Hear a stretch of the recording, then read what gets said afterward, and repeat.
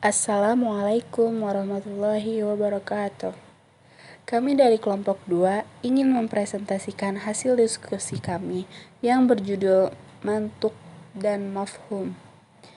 Sebelum itu, saya ingin memperkenalkan anggota kelompok kami, yaitu Naufal Saputra Perdana, Devita Septiriana, dan Siti Bahazah Azhari Putri. Baik, langsung saja ke pengertian. Pengertian mantuk.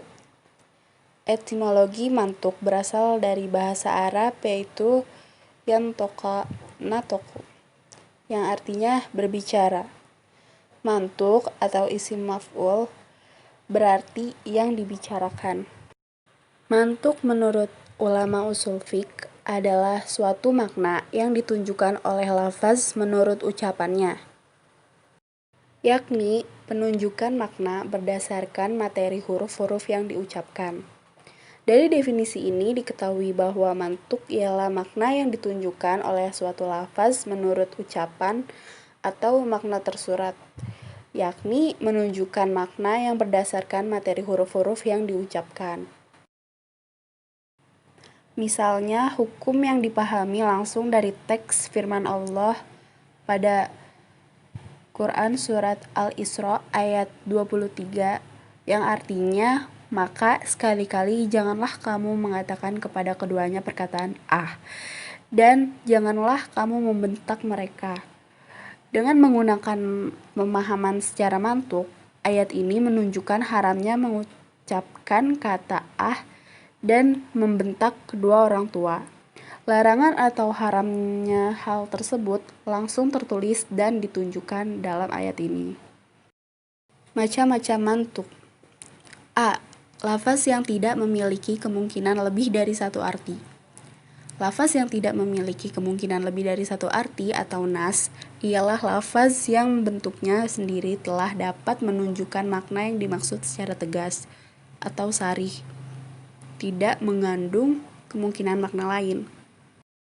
Misalnya, pada firman Allah Quran Surat Al-Baqarah ayat 175 yang artinya Allah telah menghalalkan jual beli dan mengharamkan riba. Ayat ini menunjukkan secara jelas dan tegas tentang kehalalan jual beli dan keharaman riba.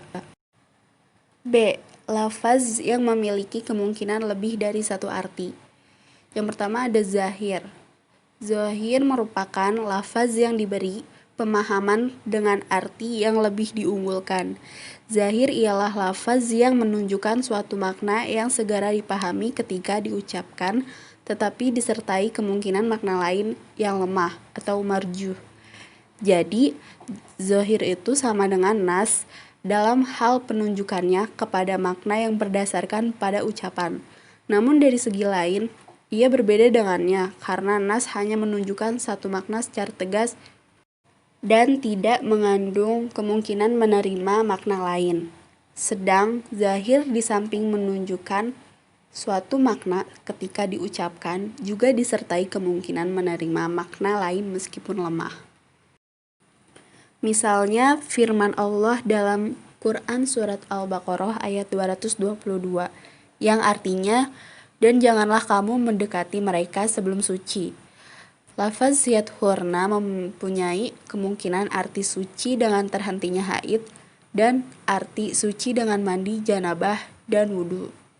Tetapi dari kedua arti tersebut, kemungkinan arti yang kedua lebih jelas dan lebih umum digunakan.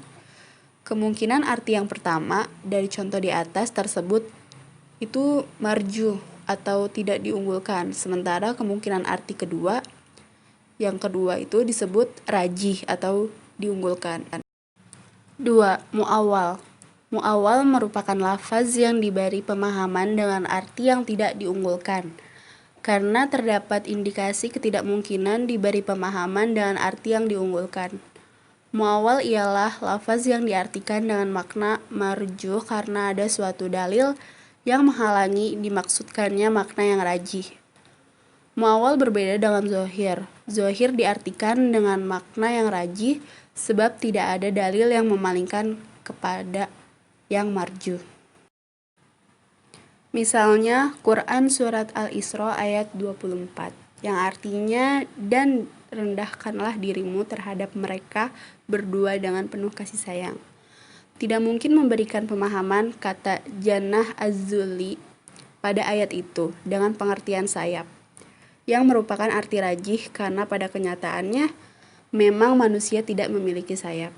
Karenanya kata itu harus diberi pemahaman dengan arti lain yang marjuh, yakni perlakuan yang baik terhadap kedua orang tua. Pengertian mafhum. Mafhum berasal dari bahasa Arab, yaitu fahama yafhimu, yang artinya paham. Mafhum atau isim maf'ulnya berarti difahami.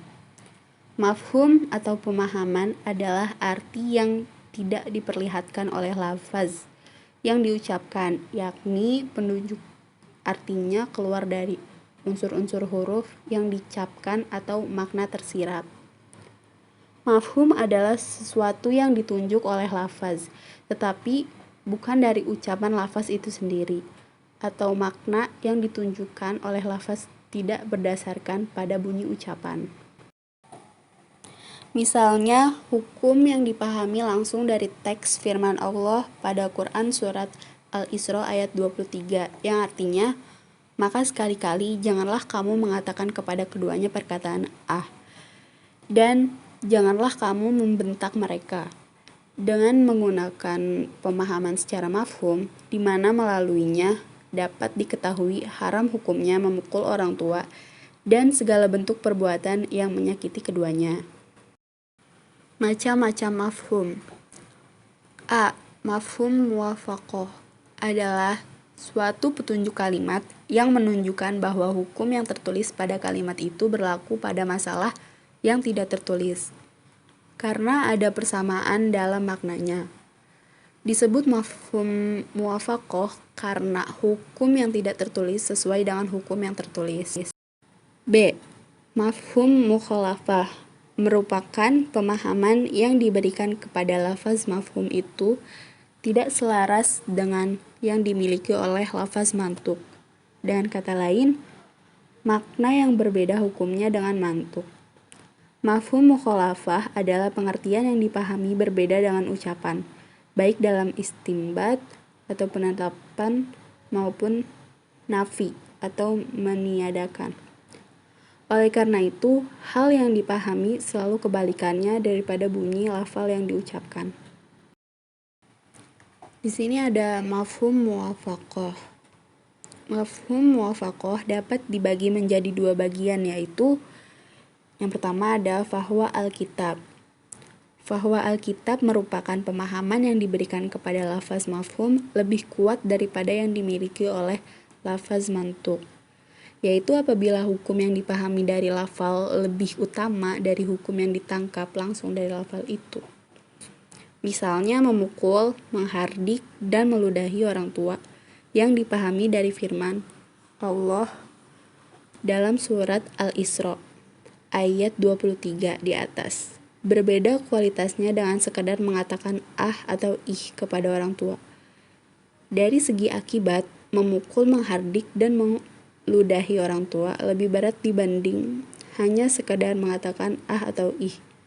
Oleh sebab itu, hukum makna yang dipahami di luar lafal itu bisa lebih utama atau lebih tinggi kualitasnya dari hukum yang dipahami dari lafal itu sendiri. Yang kedua adalah lahnu al-kitab. Lahnu al-kitab merupakan pemahaman yang diberikan kepada lafaz mafhum itu sama tingkatannya dengan yang dimiliki oleh lafaz mantuk.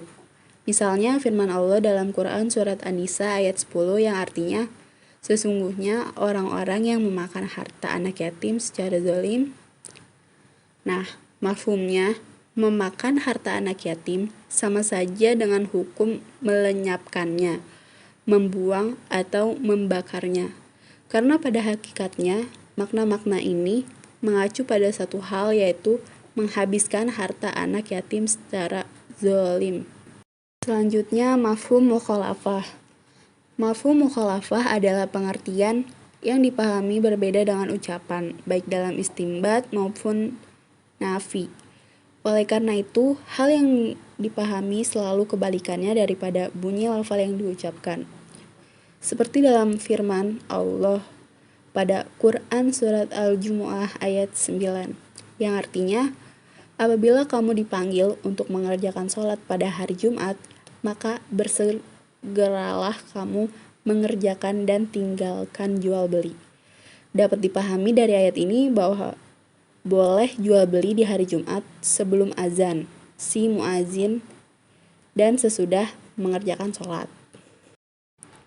Nah, di sini mafhum mukhalafah terbagi lagi menjadi 6, yaitu ada mafhum al-wasfi, mafhum iliyat, mafhum goyah, mafhum loqa'ab, mafhum hasr, dan mafhum syarat. Oke, sekian presentasi dari kami. Kurang lebihnya mohon maaf. Apabila ada kata yang kurang jelas, mohon dimaklumi. Syukron. Wassalamualaikum warahmatullahi wabarakatuh.